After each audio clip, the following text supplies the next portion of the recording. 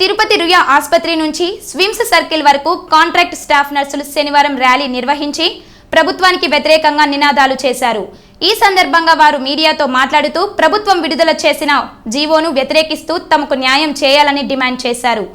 GO number 115ను ప్రభుత్వం వెంటనే వెనక్కి తీసుకోవాలని డిమాండ్ చేశారు. మేము కాంట్రాక్ట్లోనే మగ్గిపోతున్నామండి. మా తరపు నుంచి మేము గవర్నమెంట్ చేసే విన్నపం ఏమంటే మేము ఉన్నామని గుర్తించండి. స్టాఫ్ నర్సెస్ లేదే 24/7 ఎమర్జెన్సీ సర్వీసెస్ ఒక్కటే కాదు, ప్రతి ఒక్క సర్వీసెస్ కూడా స్టాఫ్ నర్సెస్తో అలాంగ్ విత్ హెల్త్ టీమ్తో ముడిపడి ఉంటాయి.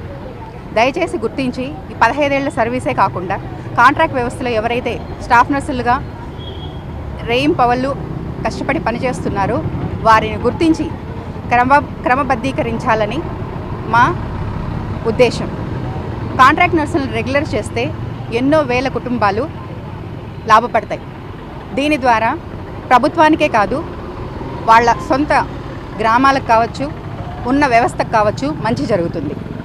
ఇన్ని ఏళ్లుగా ఎందుకు వేచి చూస్తూ ఉన్నాము అంటే, ఏ రోజైనా ఒక ప్రభుత్వం మనని గుర్తించి మా సేవల్ని గుర్తించి మమ్మల్ని రెగ్యులరైజ్ చేస్తారనే ఉద్దేశంతోనే ఇన్ని రోజులు మీరు ఎటువంటి ఆంక్షలు విధించినా వాటిని ఫాలో అవుతూ ఎటువంటి క్లిష్ట పరిస్థితుల్లో అయినా, కోవిడ్ ఒకటే కాదండి, ఎలాంటి పరిస్థితుల్లో అయినా మేము ముందుండి సేవలు అందించడానికి ఇప్పటికీ ఫ్రంట్ లైన్ వారియర్స్గానే వర్కర్స్గానే వర్క్ చేస్తాము. గవర్నమెంట్ రూల్స్కి అబైడ్ అయ్యే ఉంటాము.